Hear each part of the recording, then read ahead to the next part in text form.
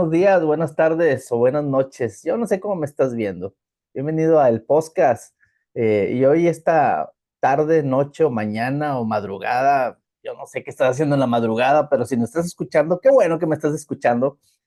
Hoy estoy contento porque entre todos los invitados estaba muy interesado en esta invitada. Tiene una licenciatura en psicología clínica y en psicología infantil y de adultos, obviamente.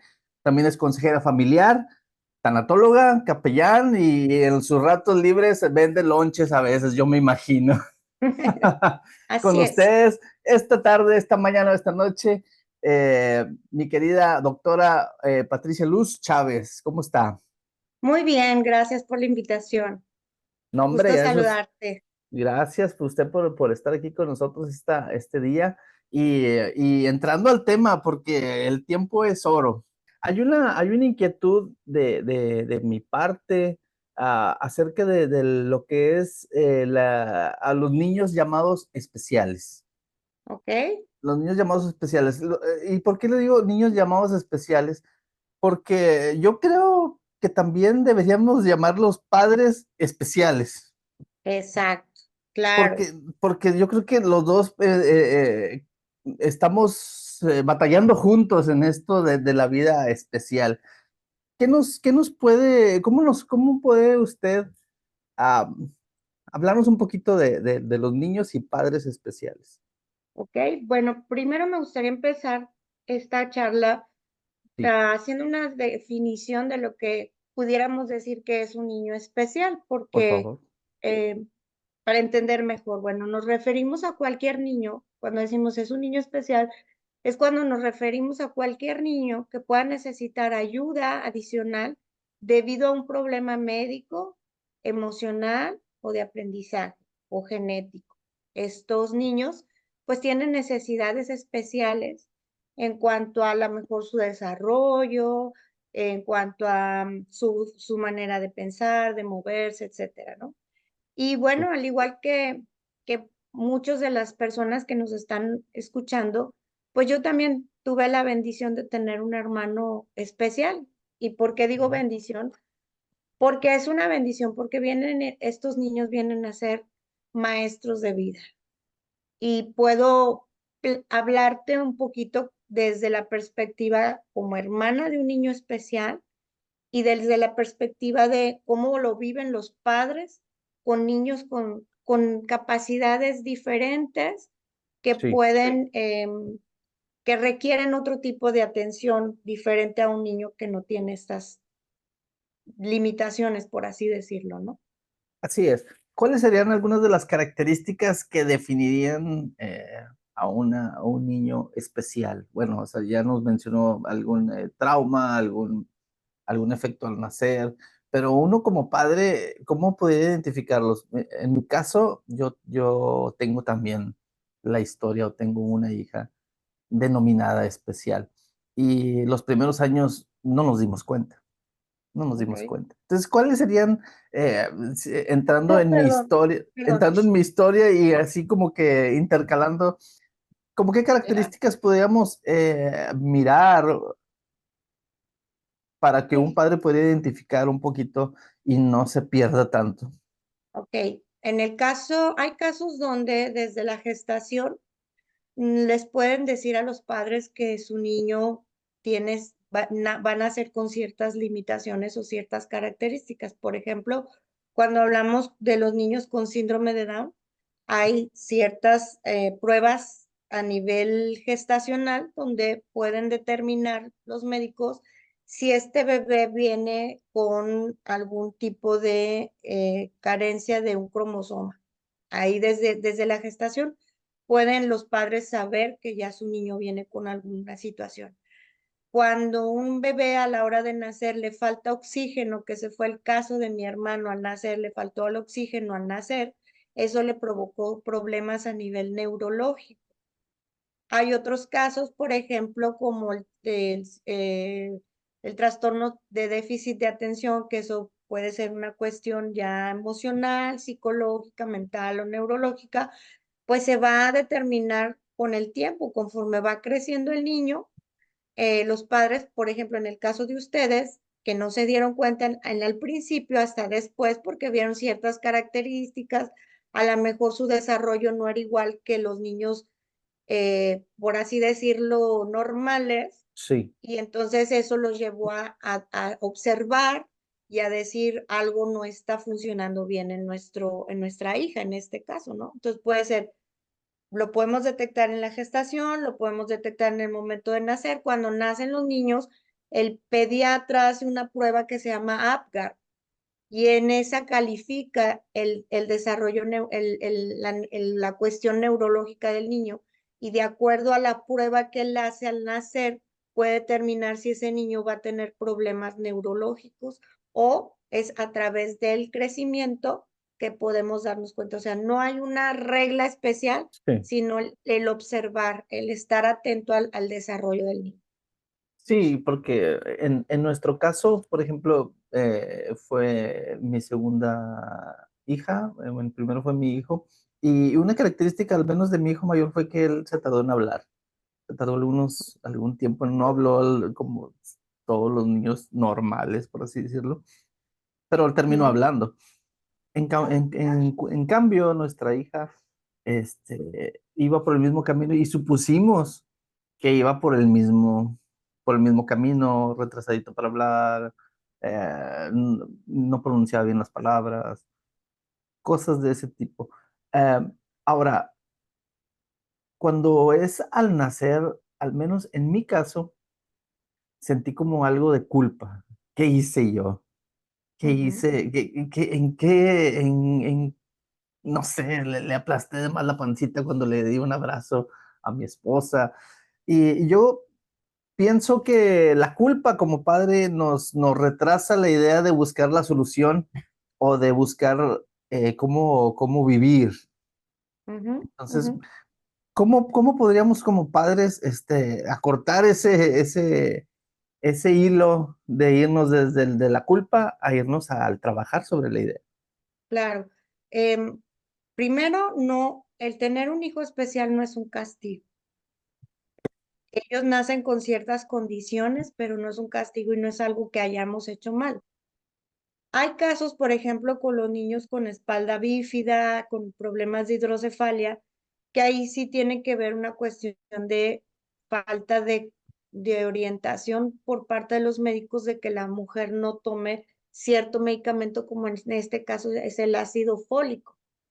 Si la mujer durante el periodo de gestación no toma, de hecho, desde adolescentes deben de empezar a tomar el ácido fólico Ok. para que puedan, en el caso de en un futuro embarazarse, que el bebé no nazca con este tipo de problemas, ¿sí? A Entonces, veces en las damas desde la adolescencia ya pueden empezar a tomar el ácido fólico. a tomar el ácido fólico.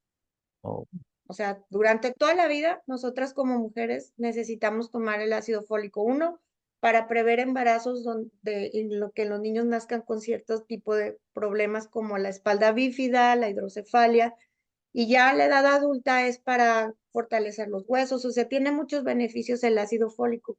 Pero muchas veces dice la palabra, el pueblo muere por falta de conocimiento. Si sí. nosotros no nos informamos de lo que es un embarazo, los riesgos, todo eso, pues podemos caer en ciertas negligencias, ¿no? Entonces, para empezar, a nadie nos gusta que nos, siempre en el momento que deseamos tener un bebé, pues ya desde el momento que creo que tiene media hora de embarazada nuestra esposa, ya nos imaginamos que va a ser niña y que va, o niño y que va a ser ingeniero y que se va a casar y que va a ser, o sea, hacemos que generamos una serie de expectativas sobre ese bebé.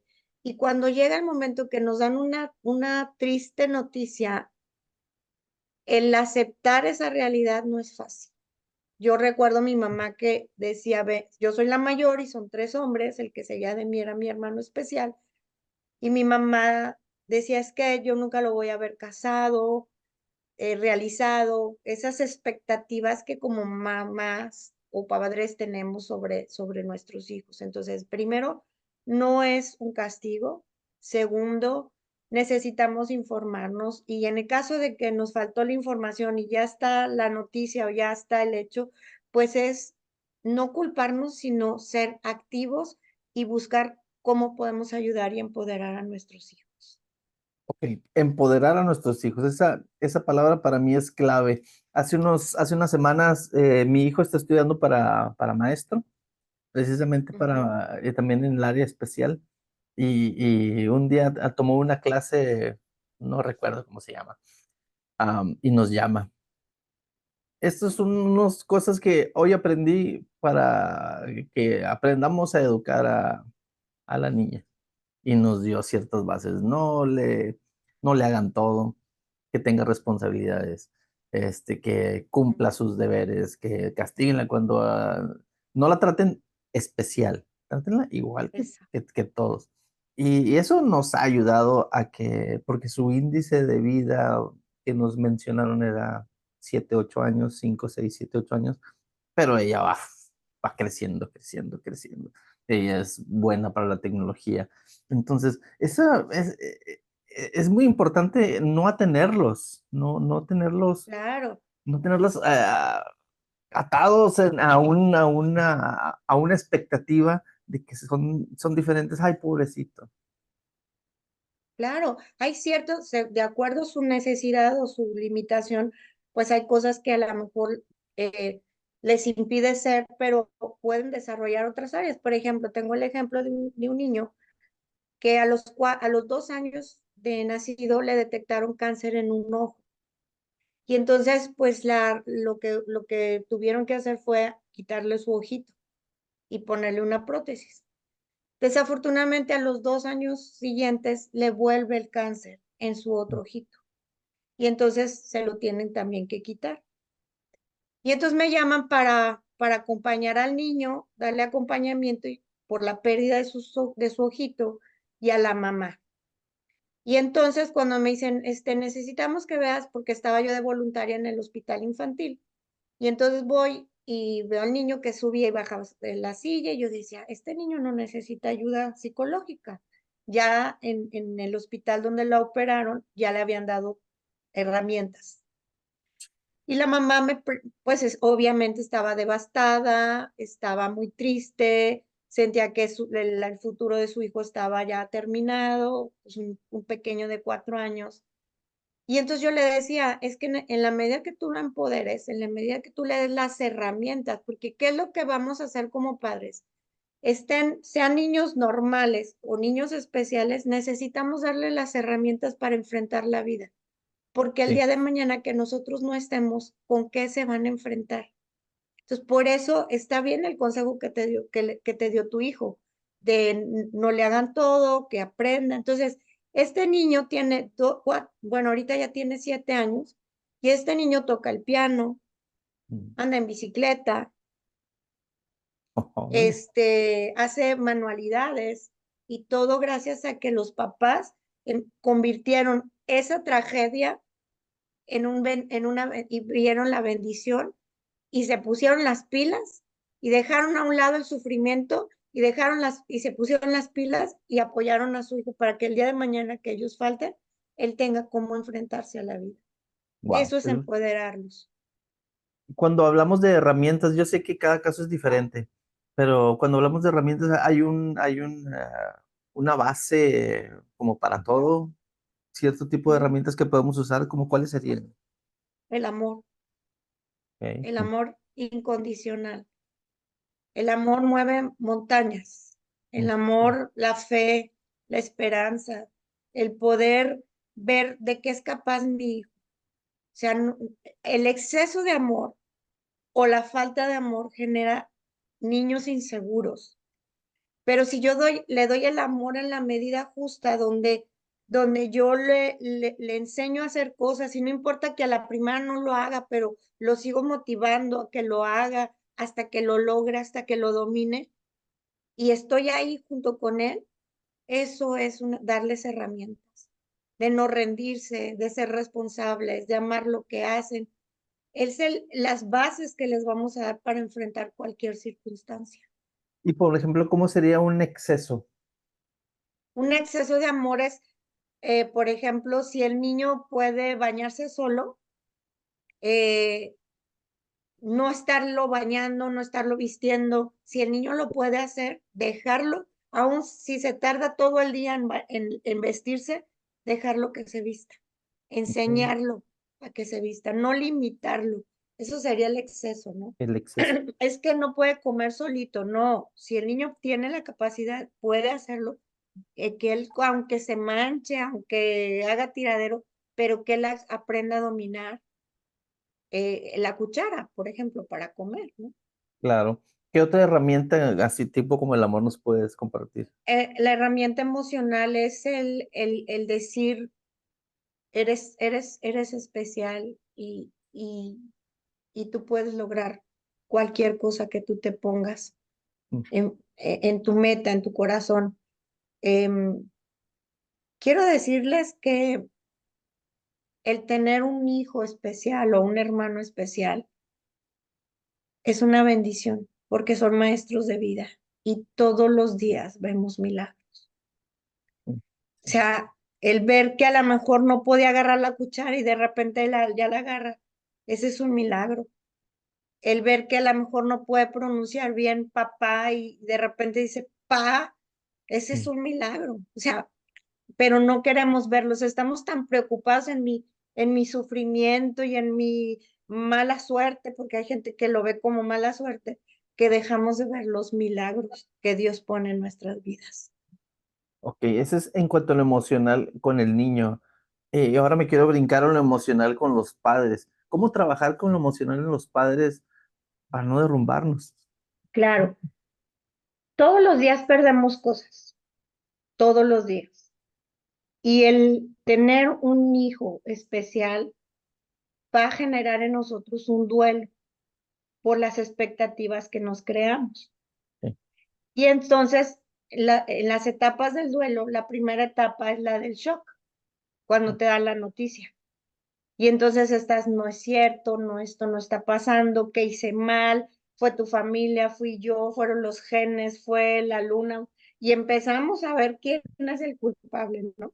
Porque estamos en la etapa del shock y de la negación, de que no queremos aceptar esa realidad. Y es parte del duelo.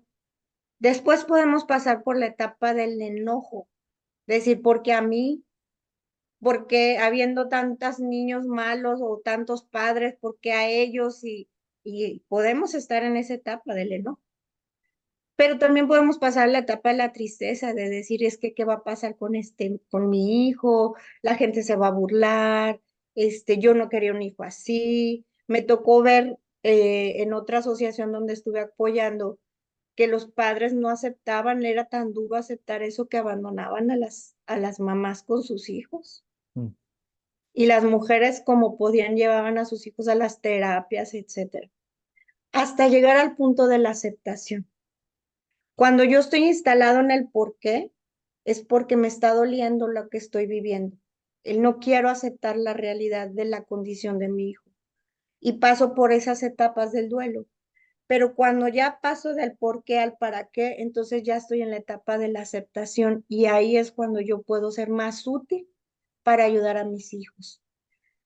Necesito hablarlo, necesito llorarlo, necesito sentirlo, necesito apoyo para poder saber cómo abordar, porque nos da miedo. O Sí. sea, ¿cómo lo voy cómo lo voy a tratar? ¿Cuál es su condición de vida? ¿Cuáles son los peligros? Y eso es parte de, entonces, mientras más nos informemos, mientras más ayuda pidamos, va a ser más fácil pasar por esa transición. Y y en el caso de ustedes, ¿cómo sobrellevaron esa etapa emocional de duelo? Eh, ¿Cómo? Bueno, porque la pasaron, obviamente, pero ¿cuáles fueron los retos de buscar el cambio y a veces no ver el cambio, de buscar ver algo diferente y a veces no verlo? ¿Cómo fue el reto de como familia de Sí, decir, este es el camino? Porque obviamente los caminos son diferentes para cada persona, pero ¿cuál sería en su experiencia el reto que pasaron como familia para esto? fue muy difícil. Primero porque mi familia no conocía de Dios. Segundo porque mi abuelo era neurólogo, mi padre psiquiatra. El problema de mi hermano era un problema neurológico porque al nacer le faltó oxígeno y entonces eso le provocó crisis convulsivas de epilepsia y aparte tenía retraso mental. Entonces él falleció a los 17 años y tenía la mentalidad de un niño de 5. Entonces, él de repente podía caerse como una tabla y abrirse su cabeza. Entonces, un tiempo lo trajeron con casco de fútbol americano para cuidar su cabecita. La frustración tanto de mi abuelo como de mi papá de no poder hacer, siendo médicos, no poder hacer nada. Les dijeron que lo podían operar pues para ver dónde estaba la lesión, pero corría el riesgo de quedarse ciego, mudo, sordo, paralítico. Entonces, el ver a mi mamá que con mucho amor llevaba a mi hermano a diferentes escuelas y no había una escuela que se adaptara a su nivel de mental. Entonces, fue fue muy difícil para ellos como padres y en este caso para mí y mis hermanos menores, em, tener un hermano con eso. Por ejemplo, yo cuando íbamos en la calle le daba una crisis convulsiva, la gente en vez de ayudarnos, se hacía a un lado y así como que tenía alguna enfermedad infecciosa. Y yo como hermana, yo me iba a los golpes a defender a mi hermano, porque no me gustaba que se burlaran de él y que lo trataran así. Claro. Em, Fue difícil, pero lo que puedo decir que siempre nos tuvo unidos fue el amor hacia él. Y él fue un gran maestro. Era noble, era amoroso, era un niñote, Mm, y la gente lo amaba.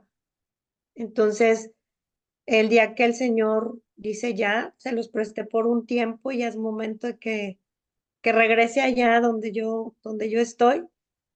Fue difícil porque, bueno, pues no queremos perder un ser querido, claro. pero estábamos agradecidos por esa bendición. Sí. Obviamente no sabían que iba a irse tan pronto, tan joven. No, Y, eh, cuál era el pensamiento como familia del futuro? Por ejemplo, en nuestro caso, mi preocupación o nuestra preocupación de mi esposa y mía es cuando ya no estemos.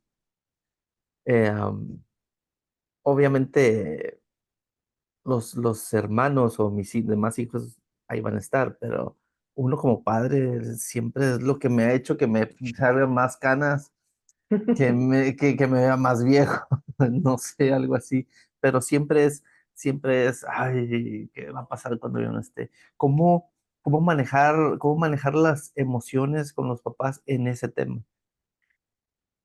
Obviamente Em, no está en el control de claro, claro, nuestro. aquí lo importante es reconocer lo que estoy sintiendo, no negarlo, pero tampoco desbordarme en la emoción. Mi mamá decía, el día que yo falte, ¿qué va a ser de mí? Y yo le decía, mamá, pero pues yo me lo llevo. Y me decía, no, hija, y entiendo esa preocupación, pero no sabemos qué pueda pasar en el futuro, solamente Dios. Y lo único que tenemos es un día a la vez, vivir este día, vivir este presente. ¿Qué es lo que tengo aquí? ¿Qué es lo que dice la palabra? Bástate cada día su propio afán. Y si ahorita lo tengo, ¿para qué me preocupo en un futuro? Si lo que tengo ahorita lo voy a disfrutar, porque a veces por estar preocupada en el futuro, dejo de disfrutar los momentos, los regalos que Dios nos da a través de nuestros hijos. Sí, Entonces hay gente que se muere de la preocupación y deja de vivir y deja de... No, el Señor es tan bueno que Él no va a permitir que nada malo les pase a nuestros hijos. claro.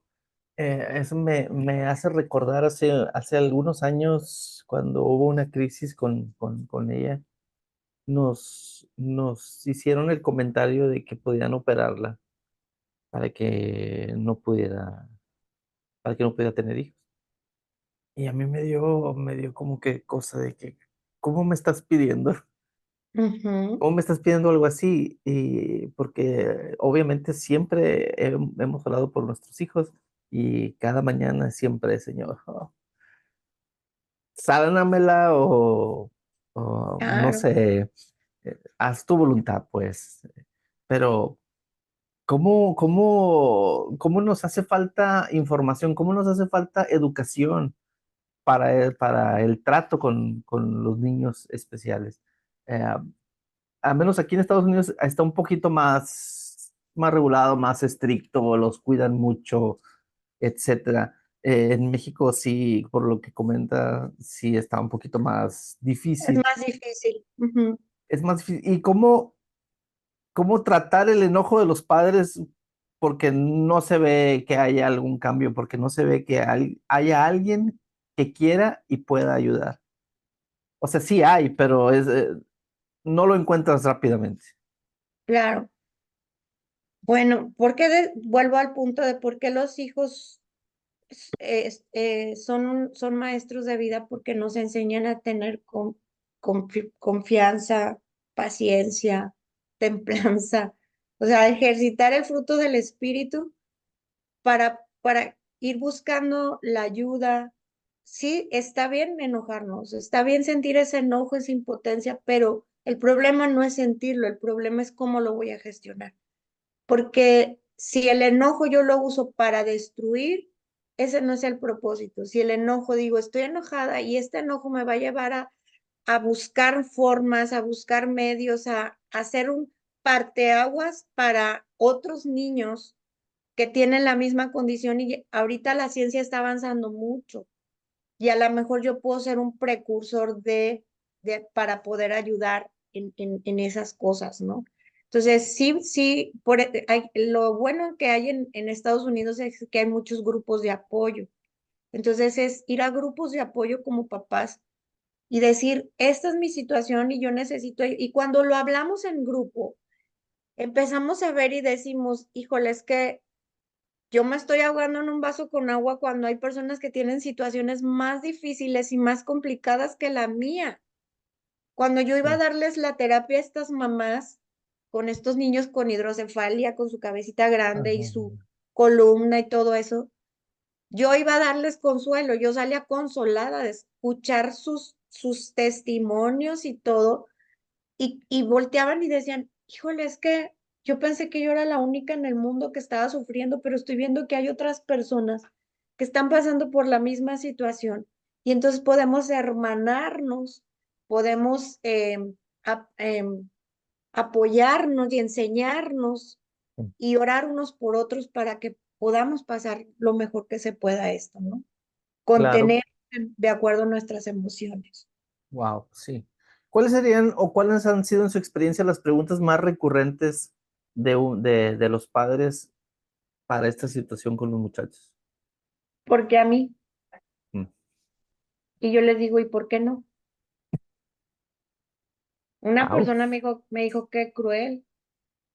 Y le digo, ¿y quién eres tú para no tener esa bendición? Me acuerdo que una hermana de mi mamá le dijo, si yo hubiera tenido un hijo como el tuyo, yo me hubiera vuelto loca. Pues por eso no te lo mando a ti. Mm. Porque el Señor sabe, aunque se oiga trillado y aunque hay gente que dice, ay, sí, es cierto, no escoge a cualquier persona. Algo tenemos que aprender. Y cuando dicen, ¿por qué a mí? Bueno, entiendo la respuesta y por qué no, pero vemos papás que somos muy tercos, o sea, sí, sí, ¿por qué no? Pero ¿por qué yo? ¿Cuál No sería? lo sé. Oh, sí, sí, sí, es que uno como padre cuando le pasa esto, eh, te llegan siempre ciertas dudas de uno mismo, o sea, lo que hablábamos hace un momento, la culpa. Eh, pero cuando reconocemos, vamos a decir que la culpa se va extinguiendo. Es como cuando uno acepta a Jesús, uno reconoce que uno es malo y entonces uno se va liberando. Entonces, al yo preguntarme por qué, yo muchos años no lo pregunté, ¿por qué nosotros? ¿Por qué tengo tantos hijos? Ay, voy a batallar todavía más. Am, ¿Por qué ella que es tan buena? claro. ¿Qué va a pasar más adelante? Ujú, Entonces, para mí la pregunta ¿por qué? Es algo que me sigue carcomiendo, que me sigue, aunque soy feliz con ella, con ellos, somos felices, la amamos con todo el corazón, pero sí sigue, claro, todavía sigue el, ¿qué pude haber hecho porque yo? es la no aceptación. Mientras esté el por qué, eso quiere decir que no estoy aceptando lo que está sucediendo. No es resignación de decir, no, pues ya ni modo. Es diferente al aceptar y decir, va, no era lo que yo quería, no era lo que yo esperaba, no era lo que yo deseaba, lo que yo anhelaba, pero va, estoy contenta con lo que tengo. Claro, y ahora que lo vemos 18 años después, el otro día estábamos platicando, Susana y yo, y estábamos diciendo, imagínate que hubiera salido normal, sería un torbellino, Ujú, por algo, por algo. Porque ujú. sí, o sea, a la actitud que tiene, las cosas que hace, es una niña especial, pero juega soccer con las normales, por así decirlo. Juega voleibol con las normales y es buena. Es, Claro, o sea, las limitaciones las tenemos nosotros los padres. Nosotros somos los que les ponemos las limitaciones porque ellos no ven limitaciones. Somos nosotros. Es como al niño cuando el niño está aprendiendo a controlar esfínter y le estamos enseñando a hacer pipí y el niño hace y luego lo ve y lo toca. El niño él no lo ve como algo sucio, lo ve como parte de su cuerpo y quiere saber por qué, qué salió y por qué. El sí, adulto es el que le da la connotación de cochino, sucio, malo. ok, Entonces, nosotros como adultos distorsionamos la verdad y nosotros somos los que les ponemos la característica de no van a poder, no van a ser felices, eh, estoy pensando egoístamente en mí, cuando mi hijo, mi hija no están pensando que eso es malo, que eso es horrible, que eso es trágico. Ellos son felices en su modo, a su medida. Somos nosotros los que les ponemos esas limitaciones. Ellos no. ok.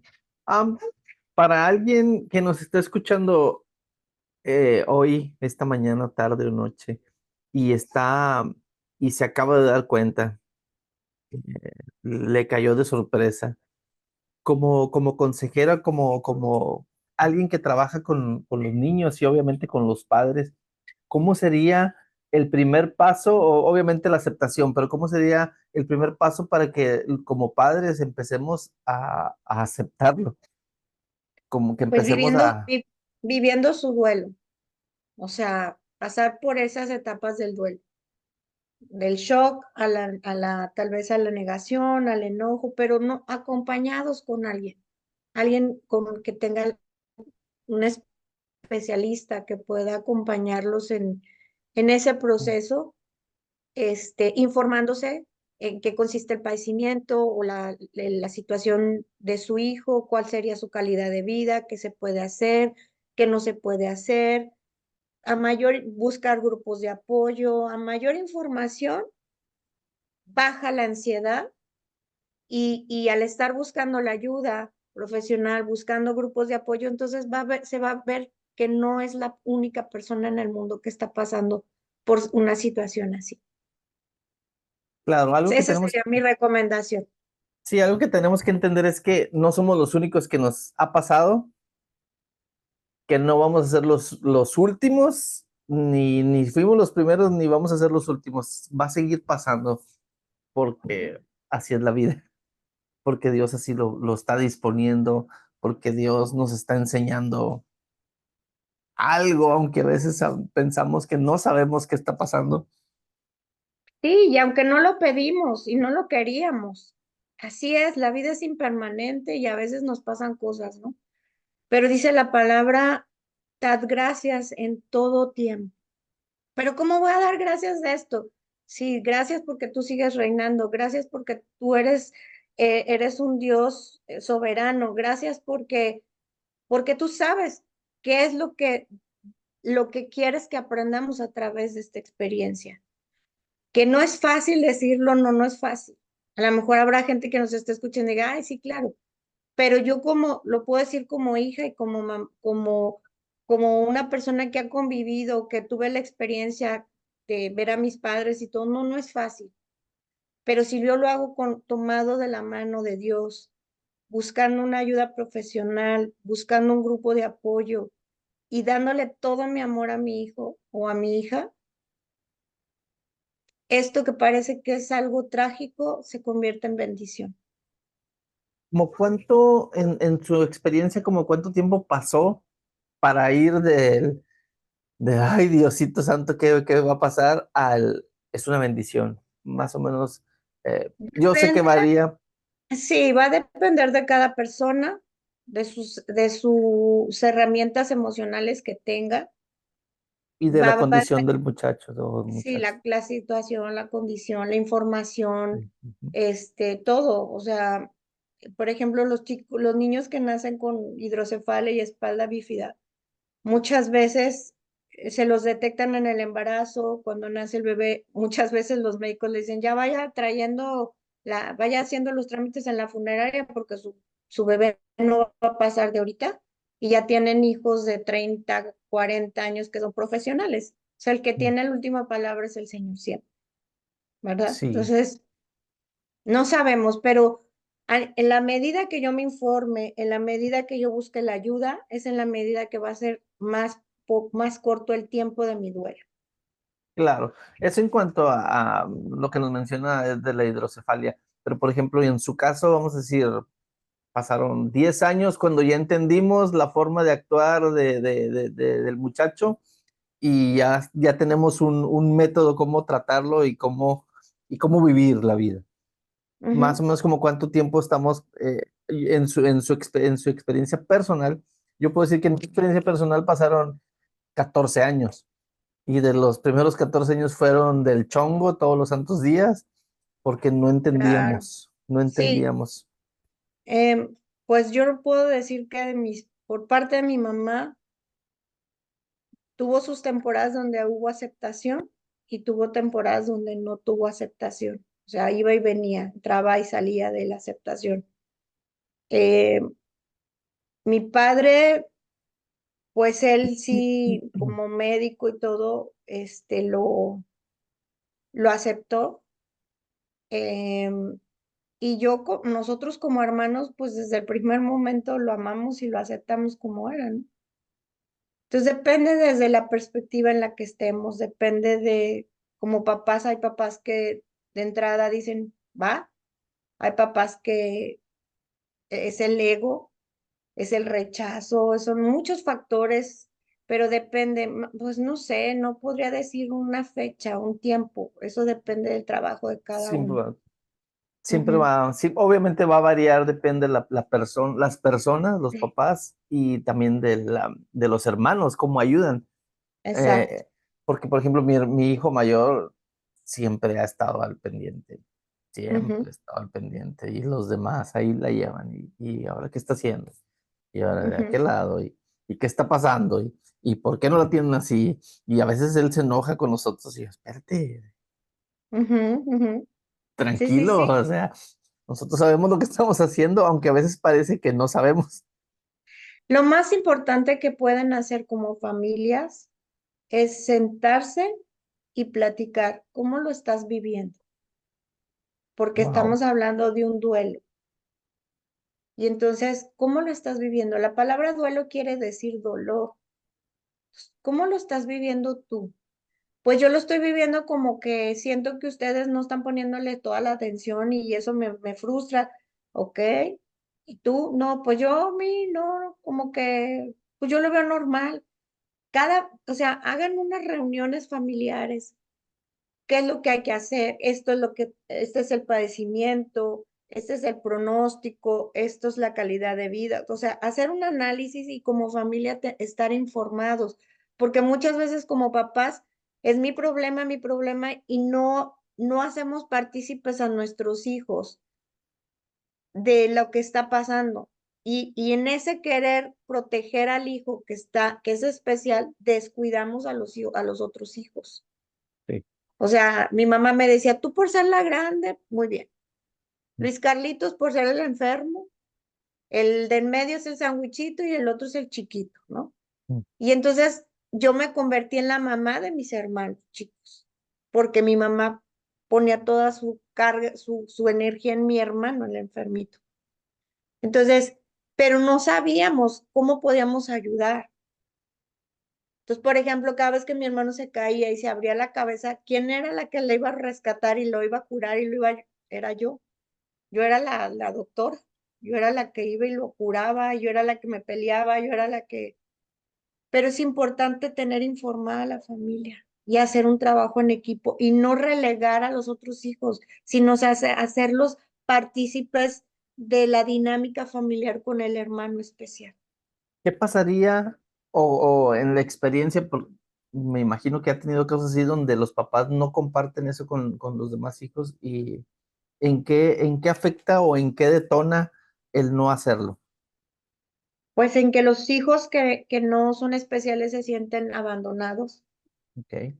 se sienten relegados, se pueden caer en cuestiones de rebeldía, decir, pues sí, para ti lo único que te importa es tu hijo el que está con problemas, ¿no?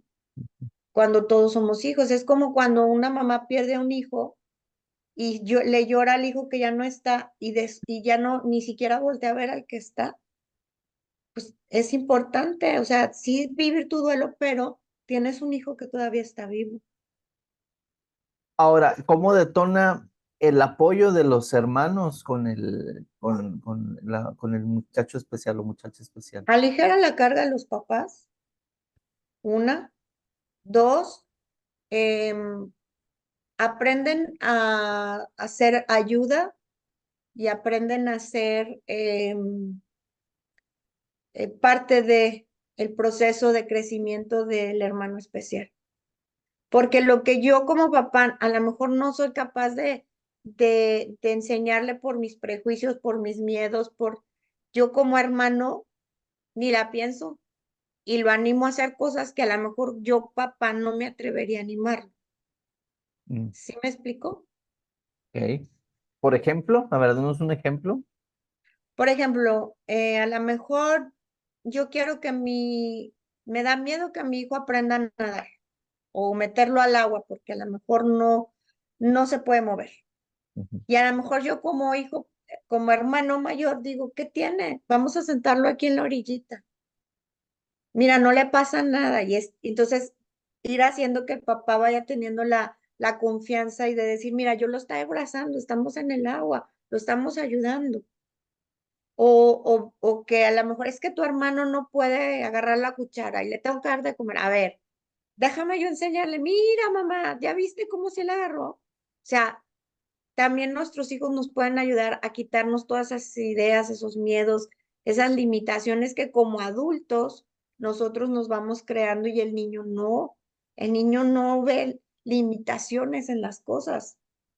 Son también maestros, nuestros hijos pequeños. Okey. Y todo esa que la familia esté compenetrada en un mismo propósito, en mi caso, sí ayuda al desarrollo de la mente del muchacho, de la muchacha. Como Claro. mencionaba hace un momento, la expectativa era Ujú. en 7, 6, 7 años, y ahorita ya subió los añitos, y seguimos orando, y seguimos trabajando, y seguimos exigiéndole para que le suba un poquito más de añitos, ¿por qué no? O sea, si ya lo Claro, logró, lo puede seguir haciendo. Pero sí, claro. es importante el apoyo de los Familiar, hermanos, sí. claro. Ni ella se va a sentir relegada porque ella también puede decir, ay, pues es que me relegan. Por ejemplo, mi hermano decía, porque a mis hermanos sí los invitan a las fiestas y a mí no. Mm, Él se daba cuenta y le dolía. sí. Entonces mis hermanos decían, no, es que si no invitas a mi hermano, nosotros no vamos, porque Wow. ellos no veían la limitación de mi hermano como tal. porque aunque querramos cuidar, los hijos se dan cuenta. Sí, sí, sí, sí, es como hace algún tiempo, estábamos hablando de la enfermedad de alguien más y luego dice el niño, oh, sí, ¿verdad, mamá? Como yo también tengo eso. Y no, tú no tienes eso, hija. Pero al hablar de problema, ella piensa que ella también tiene ese problema. Entonces, Y hay que los, hablarles en amor y en sí, la verdad. sí, sí, sí, sí, sí. Wow. Se nos está yendo el tiempo muy pronto y ay, hay muchas cosas. Yo creo que deberíamos de hacer una segunda parte porque Por supuesto. hay más cosas en el aire y las que van a ir saliendo. Y yo quiero invitar a los que nos están oyendo, si tienen alguna pregunta, si tienen alguna duda, si están pasando por algo, que lo pongan en los comentarios y que para la siguiente ocasión podamos contestar algunas dudas porque yo expuse mis dudas de lo que me ha pasado a mí, pero todos tenemos dudas de lo que le está pasando a cada quien, ¿no? Entonces, Ujú. si nos estás oyendo, nos estás mirando y tienes una duda, por favor, ponla ahí en los comentarios y en una futura ocasión no muy lejos, yo espero que podamos conectarnos y contestar algunas dudas y hablar, seguir hablando del tema porque la educación con los padres en este aspecto está, para mi gusto, nos falta. Sí, no sé si están ayudando a los niños, si están tratando de buscar la mejor solución para ellos, pero los padres también ocupamos, los hermanos también ocupamos, necesitamos información, necesitamos tener herramientas, como usted lo mencionaba hace un momento, para poder, para poder salir adelante, porque no es fácil, Exacto. no es fácil. Y saber que tenemos, que hay gente que nos puede ayudar. Así Algo es. con, algo con lo que, algún consejo con lo que nos podamos ir despidiendo, algún comentario, alguna experiencia, alguna anécdota que nos pueda ayudar en el tema. Pues la anécdota de este niño que perdió sus ojitos.